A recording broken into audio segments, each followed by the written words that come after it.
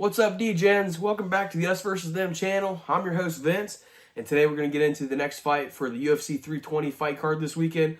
We got Punahele Soriano versus Nikolay Veretennikov. Soriano is sitting at a minus 235 favorite, and Veretennikov is at a plus 180 underdog.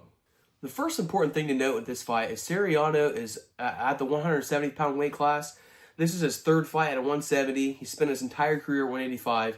Fought pretty tough competition in the UFC at 185 and handled himself pretty well, but you can definitely tell that 170 is his weight class for sure. Since he's been at 170, he's 2-0 with 2 knockouts. The most recent knockout was against Uros Medic, which to get a knockout in the first round against a guy like that, especially a high-level striker, at least a decent striker, you gotta call him at least that, to get a knockout against Medic like that, it shows that the 170-pound weight class is a good fit for him. I think he's able to get leaner and lose some of that fat, and allows him to be able to move more, or move more freely at least. But I think the biggest thing for his drop to 170 is that his power carried over. He was already a powerful middleweight, and now he's at 170 with the same amount of power. So he's a really dangerous, powerful welterweight. When I was breaking down Veretennikov's fights, the first thing I noticed is how fast he is. That dude is lightning quick with his striking. He moves in and out really well. He darts in really fast, lands, and then darts back out. He's just really quick with it. And he's really a technical striker. And sometimes he's maybe a little too technical or a little too reserved.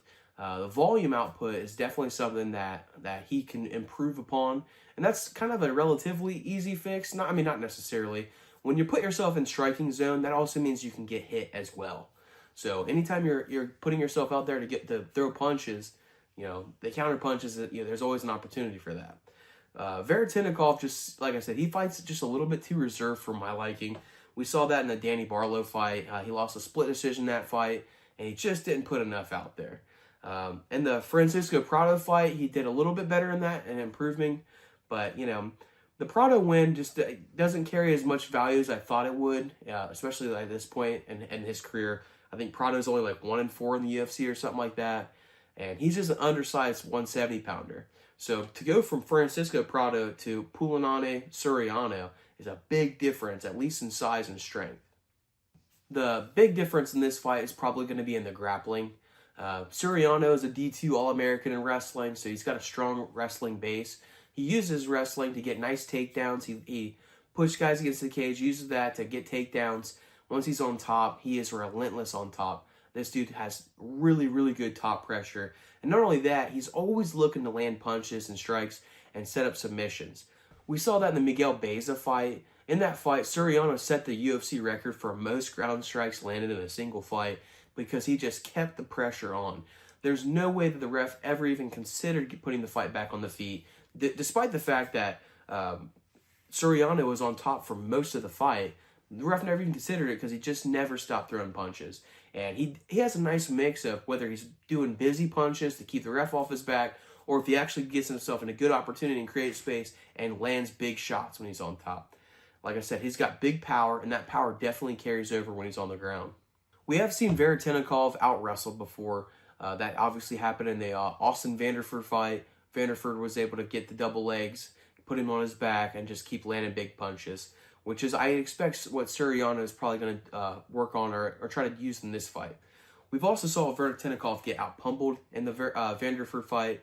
We saw him get out-pummeled in the Danny Barlow fight. So putting him against the cage as a way to use the grappling, not only does it slow him down, he can't use that speed that is a big factor for him or a big advantage for him, but it also puts it in the grappling world where he's obviously shown that he's got a hole in the game. So I think the smart approach for Soriano in this fight was to initiate the grappling by corralling him against the cage, exploding in with some shots, and then start the pummeling process. For my official prediction, I'm going with Soriano on this one.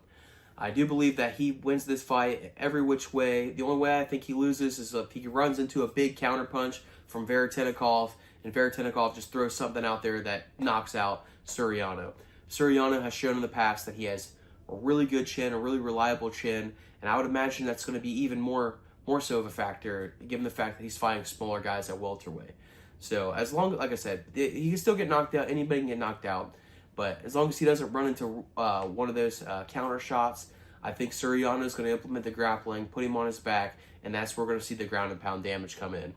I think Soriano could also knock him out on the feet if he puts his back against the cage too. So for my official prediction, I'm going with Punahele Soriano by knockout. Well, that's a wrap for this breakdown. I feel really confident in this one. I feel like this is going to be a good to add on the parlays. But stay tuned for Friday for that video to get the official parlays.